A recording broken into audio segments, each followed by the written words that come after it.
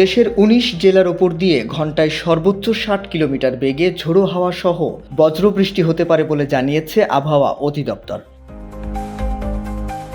মঙ্গলবার বিকেল ৩:৩০ থেকে রাত ১টা পর্যন্ত দেশের অভ্যন্তরীণ নদীবন্দরগুলোর জন্য দেওয়া এক পূর্বাভাসে এমন তথ্য জানানো হয়েছে।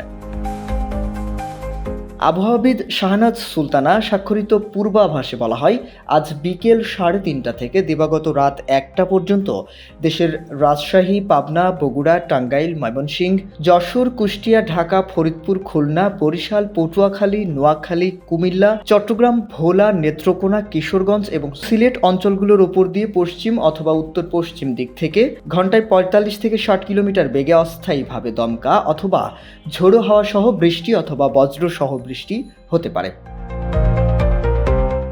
এসব এলাকার নদী বন্দরগুলোকে ১ নম্বর সতর্ক সংকেত দেখিয়ে যেতে বলা হয়েছে। শাহরিয়ার আহমেদ, নববার্তা, আবহাওয়া সংবাদ।